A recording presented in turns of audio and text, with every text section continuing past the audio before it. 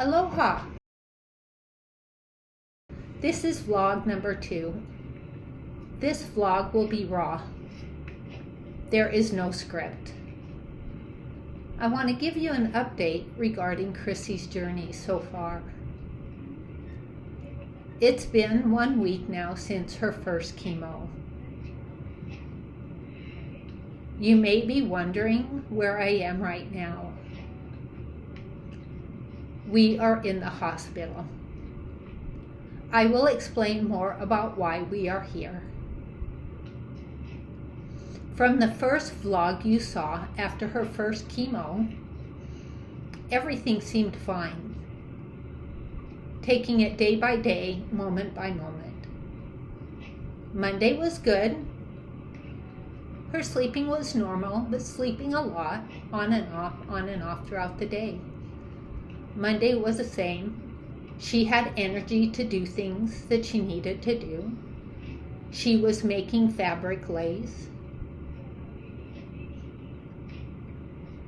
We will show you the lace later.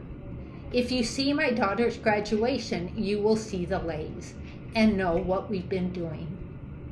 Also, we were making preparations for her graduation, which is today. Wednesday was good. Preparing for her graduation party, things like that. Again, taking it moment by moment.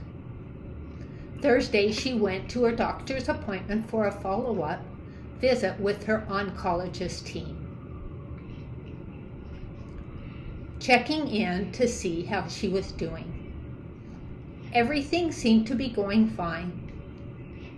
But I just happened to notice something reddish on the top where they inserted the tube. But the port area over here looked fine, no problem. Then on Friday, Crissy started to complain a little bit about feeling pain in this area. And I noticed it became even more reddish. A reddish line where the scar is at the top. Her port area still seemed fine.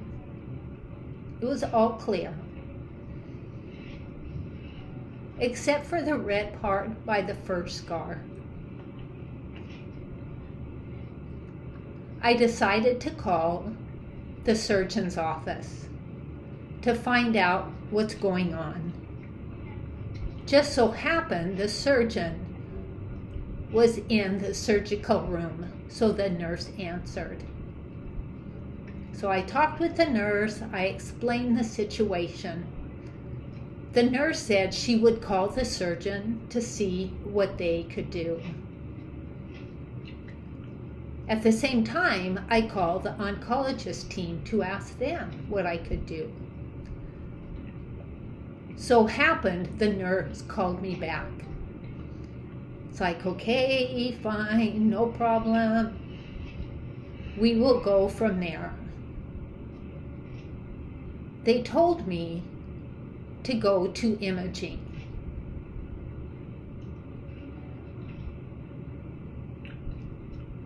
So they could check to make sure everything was okay.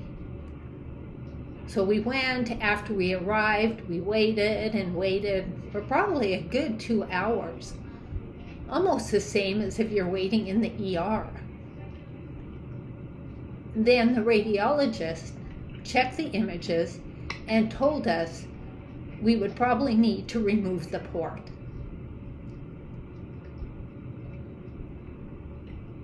So the port is for the chemo. There is a possibility of an infection. We told him to go ahead and remove it because of the risk, and her immune system is very low due to chemo. Once that was determined, it was probably a good 10-15 minutes after that they went ahead and removed the port. It was easily removed. Everything looked good. we started to leave Queen's Hospital. The walk to exit the hospital was a good distance. We reached the elevator and kept walking to the roundabout where the valet parking is. That is where I valeted my truck. Crissy needed to sit down. She sat down and I walked over to the valet worker, gave my ticket to them so they could pick up my truck. When my truck arrived, I called over to my wife to come. She got up from the bench and started to walk. I didn't realize she was feeling dizzy. I went over to her. She told me she was feeling dizzy. So I held on to her. Then we started walking slowly for about 10 minutes. Her body just stopped walking. Like her body just shut down. It really scared me. Scared the heck out of me because her face became really pale. Her body became limp and she started to faint.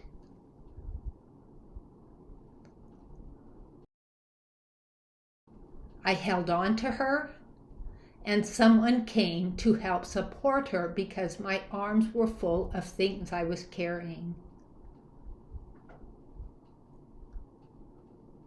So we sat down on the bench and she started to pass out and I was trying to hold on to her, help her. I was scared. I was really scared. I was trying to make sure she would wake up. Her face became really pale and really, really thin. It was almost as if she was running out of oxygen. I kept holding on to her, wanting to make sure she was okay. My truck arrived. I suspect this episode was caused from the portal being removed. I brought her home. I told my daughter to open the gate so we could enter in from the back door. We live on the first floor, so we went into the house. She laid on the couch.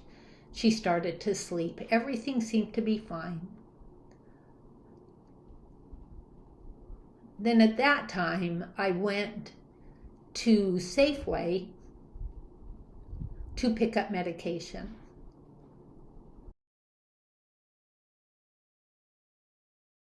While in the store, after getting the medication, my daughter called and told me to come home. Mom has fainted. Oh, okay, so I rushed home. I mean, we live close to the store. It's not far. So I arrived home. I assessed the situation. And she told me she had fainted again while walking to the bathroom.